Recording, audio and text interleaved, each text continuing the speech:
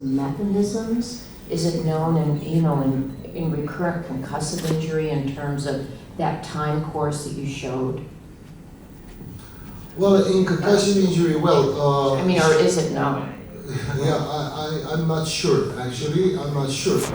What I think and I show already is that this kind of concussion injury probably triggers somehow the acceleration of neuropathology, such as tau hyperphosphorylation or deposition of beta amyloid. I mean, you don't see things like massive excitotoxicity or massive apoptosis. And repeated concussion injury, probably, at least I see the thing, Kai Leno, who I respect very much from Sweden, has the same kind of studies showing that even though it's a minor traumatic brain injury, sometimes it can trigger the accumulation of pathology that later on actually will affect cognition, behavior, whatever.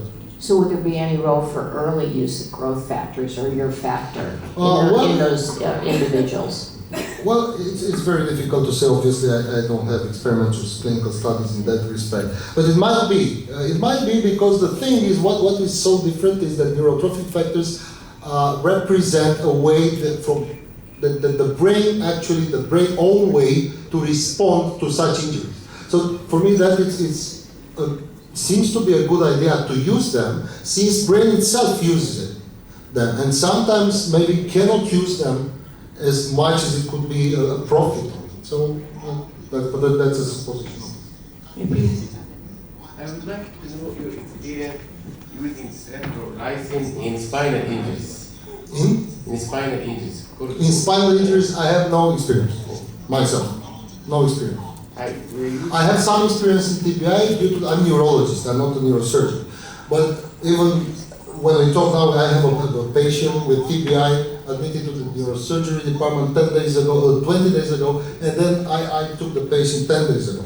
And he received, actually, when he was there, he had a subdural hematoma on one side, and he got a contusion, hemorrhagic contusion on the other side. So, complicated thing. And he was released from the neurosurgery department, no motor deficit, perfect. But the family was crazy about the situation because he was completely affected cognitively and in behavior and so on. And now he's much better after 10 days with a complex treatment, obviously also sedation and other things, but also with cerebrolysin. But I have no experience in spinal. But Professor Sharma did a lot of experiments on that, so he will be able to answer. So the next presenter will respond to you. Thanks a lot. Thanks a lot.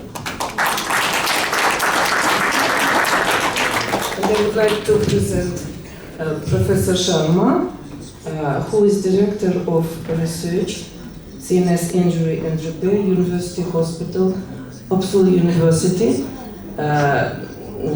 He is Professor of Neurobiology, docent in Neuroanatomy, and is currently affiliated with Department of Surgical Sciences, Division of Anesthesiology and Intensive Care Medicine, Uppsala University. I will not tell you about his prizes. He has so many prizes that it will take half of his time. So I save your time, please. Thank you very much for this introduction, and I am very honored and feel proud to speak in the Congress of SSNN. And today I will focus some of my basic studies on dose response of cerebrolysin in traumatic brain injury. There are many persons already here. Nahan, he is expert in clinical, and we cannot have anything clinical replicated in experimental cases. But I must say that we are working together with Wright Patterson Air Force Base, US military, and European Office of Aerospace Research and Development, National Center of Toxicological Research, US FDA, and I'm coming from Uppsala University, as you know, and also Swedish Strategic Research Foundation. So I will very briefly go to that, and obviously I have to put for technical reason that whatever I am speaking is my own personal view, and it has nothing to do with any organization, US government or Swedish government.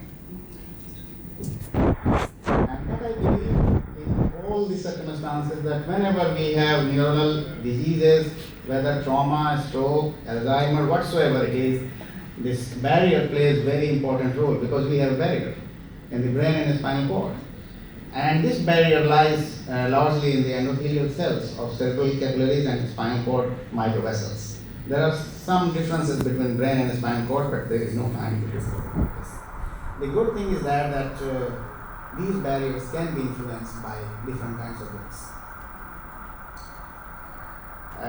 When we try to treat patients for neurological disorders, normally we focus on neurons, revival of neurons, regeneration of neurons, but most of the time we fail to understand that we have glial cells that is 10 times more than neurons, and also endothelial cells that could be even more. So we are focused largely on this research on neuroprotection by protecting non-neural cells in the brain, because that could be one of the keys for brain protection. This is the first picture that blood-brain barrier was discovered in NIH, and Brightman was the person who showed that lanthanum stops at the tight junction. So this could be the anatomical site of the barrier, but as well as the cell membrane of the endothelial cells also an important barrier. We replicated this in our laboratory animals, and this is rat spinal cord, and we have injected lanthanum, and we can see that this barrier is very valuable in spinal cord. And nowadays we are also focused that not only we have a barrier between blood to brain, but we also have a barrier from brain to blood. It means that under neurological diseases, so many neurochemicals can enter to the systemic circulation, and that can have a devastating effects. And this kind of research is still not very well done. We believe in a working hypothesis, and I am here to either accept or reject. That's why I am continuing my experiments till I find the answer. We believe all kinds of CNS inserts has anything to do with opening or breakdown of the barrier. I'm not going in the technical term of opening, permeability, breakdown. Pathologically, they are all three different kind of things. And it can produce edema, also necrosis, ischemia, and then it can lead to various cellular and molecular expression. All together can lead to cell death. So we want to block either this pathway or here and this way, so that we can prevent cell death, of course, in experimental model. When we talk about central nervous system, either in vivo situations, of course, we cannot pinpoint one particular compound, because there are so many factors are already present in our body, and I have just listed a few of them that is so-called under present circumstances known to affect adversely neuron, glial cells, and endothelial cells. But some of the endogenous substances also, they are released to protect the brain. So what we would like to have the balance, and we believe that in disease processes this balance is altered. So whatever the drugs or chemicals we are using for the treatment, we try to restore this balance, and that is very difficult, particularly in clinical situations. One of the most important aspects of traumatic brain injury occurs in military, and I guess those who are served some time in military, they know this very well. So this is one of the very important problems in military, and there was a very good question from Michigan that concussion or concussive brain injury, this is one of the worst type of injury. It can have different aspects. And most important point is that now we are talking, at least in Army, that repetitive brain injury, slow and mild, it can have devastating consequences. Like sometimes football injury, people are making head, So, and this is just to summarize that firearms could be one of the important aspects having brain injury, and there are other cases also. I show this picture because this is one of the earliest. In 1862, this was a soldier, and his brain was injured in battle, and at that time, situations were not good enough that he can survive. But unfortunately, our situation is still, till today, not very much different. And as Popescu already showed, there are different areas of the brain, and it depends on which part of the brain is injured. That can lead to several kinds of pathology and also cognitive dysfunction. I can also tell that in experimental situations, not only the problem of treating in clinical cases is very complex, because the basic facts by which brain was injured is not comparable in different clinical conditions. Because if the skull is fractured, this is another kind of injury. When the skull is not fractured and there is any trauma, this will lead to another kind of pathophysiology. Of course, the body temperature and brain temperature and even the anesthetics can influence the outcome of these pathophysiologies. I just show this picture that traumatic brain injury or spinal cord injury largely results from situations of war where the soldiers need to be transported to specialized centers, and this requires a lot of time. So our research in Sweden is focused. We do not claim that we try to prevent the brain injury, but if we can delay it or thwart it for a certain time period, by this time the soldiers can be transported to specialized hospitals where they can receive good care. Because if the pathophysiology is worse in the beginning and it proceeds with time, then it is very difficult to treat anyway. These are some of the examples, 5 pictures from US Army, and you can see that they are also breathing silica dust in the desert, our soldiers. And then it means that they are intoxicated with certain kind of nanoparticles. No one should believe that if the injury occurs to these soldiers, the pathophysiology will be same as it can happen in civilian situations. I'm just showing some problems. You see, this is the quite common environment of missile explosion and all other things, and soldiers and civilians both breathe these particles every day in certain areas. So, of course, the brain injury here is much more complex than the normal situation. We have to think about that. And this is one of the classical pictures when one of the soldiers shoots his own friends. This is called friendly fire. And later on, it was revealed, it is not now classified, it is unclassified, that this soldier has repeated brain injury and he did not have enough time to rest. Okay, coming to the experimental models, I must confess that there are no suitable animal models that we can replicate in our laboratory. But we have to do something, try to understand. So we have certain models that can work in laboratory environment. We developed this model in early 80s where an impact, 114.6 gram was just delivered from 20 centimeter height over the skull. And this is mathematical calculation according to law of Newton. This is the impact factor is that. And then the other thing we try to do that we have opened brain injury. The skull was opened and a longitudinal incision was given. So this model replicates concussive brain injury. There are certain other factors because whenever you have concussive brain injury, the injured side is not so much affected, but the counter side is affected. That is called neurosurgeon's counter 2, and this is a well-established phenomenon. This is the model of open brain injury, and you can see that if drugs are applied here, the situation is different. So this can be used for pharmacological studies. We have published over from 1984 until now a few papers, and the model appears to be quite established. And as you can see that brain injury is both open and closed head injury or concussive brain injury is quite a big problem in any military, and US military is not an exception. So when we submitted some of our results in Cerebrolysin, it was believed that this could have some potential at least to try in certain areas so that it could be potentially helping in the production. Actually, this is one of the examples of concussive brain injury, and this was really by the first French scientist who distinguished the difference between unconsciousness and concussive injury. Why cerebrolysin? As I showed you earlier, that of course most of you are familiar with that, but no single chemical compound can be told that this is the causative effect in pathological response.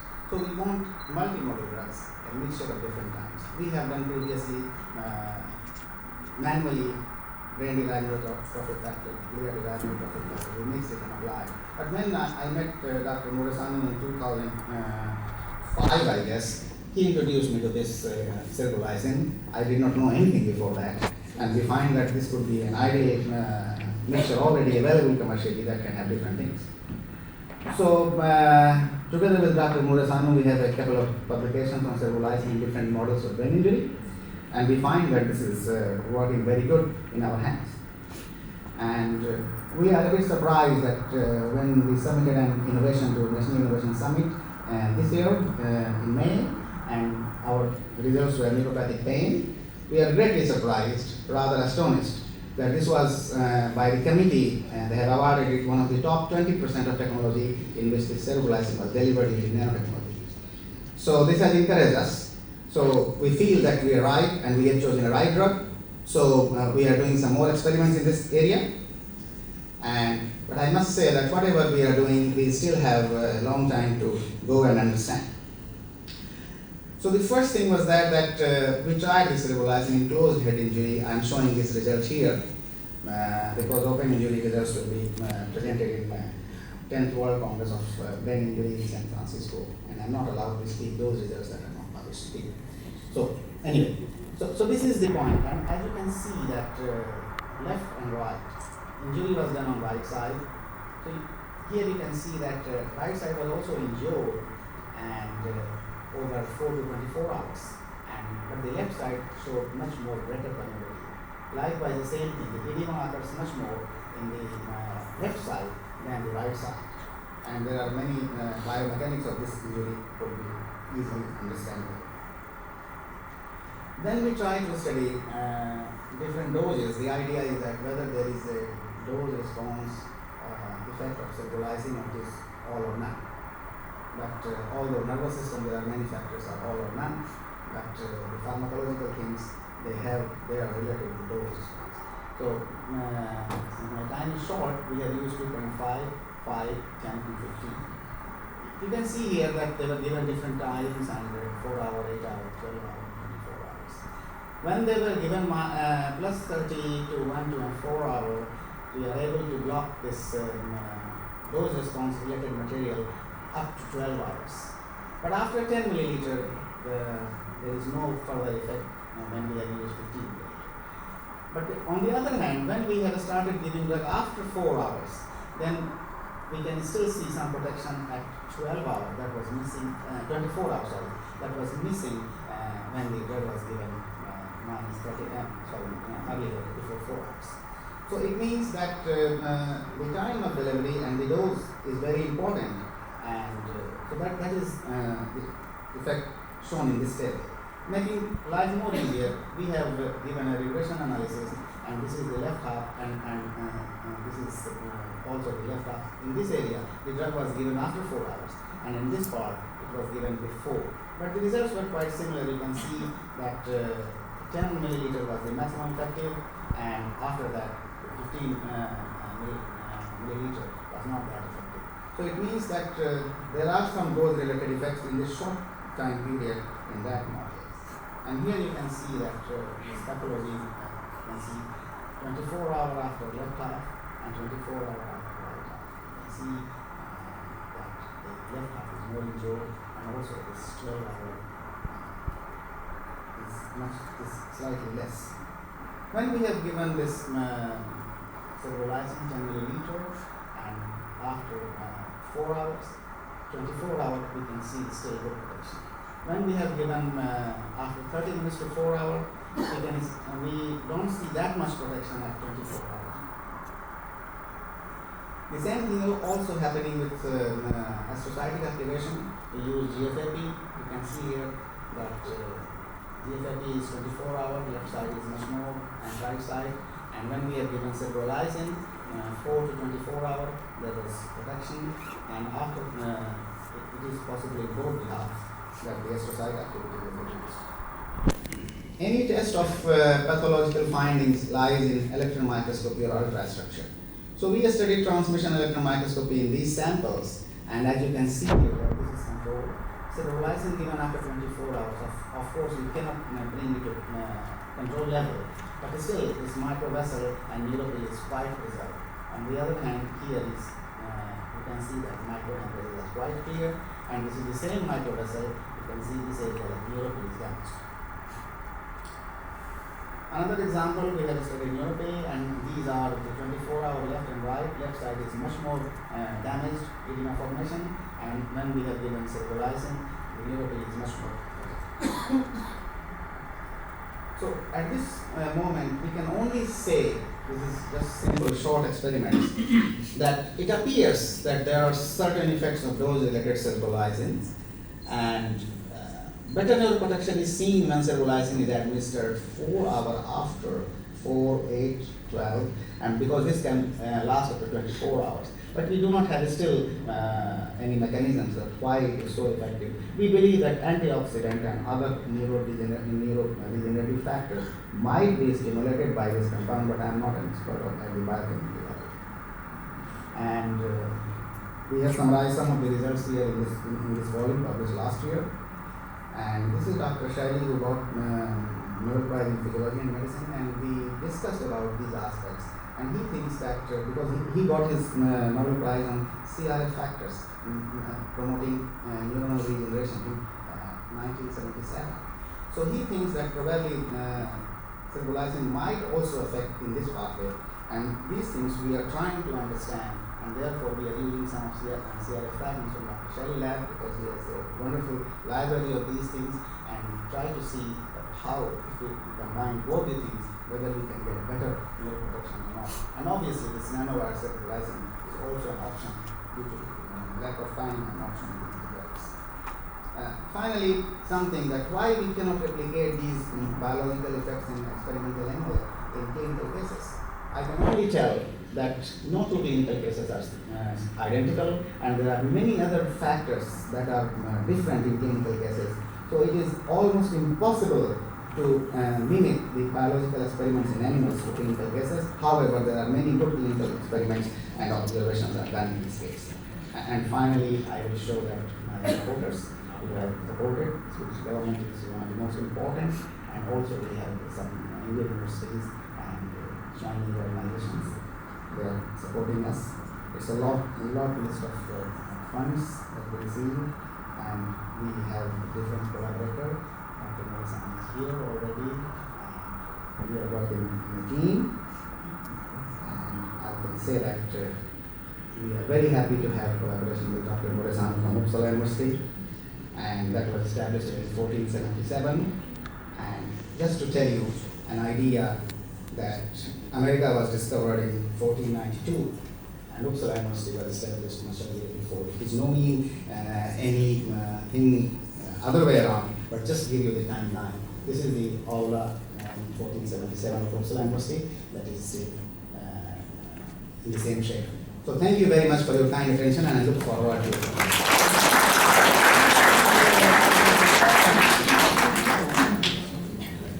Thank you very much. Any question? Very short. Everybody is skilled. So many beautiful pictures. So that such nice results. So everybody is skilled. Thank you very much.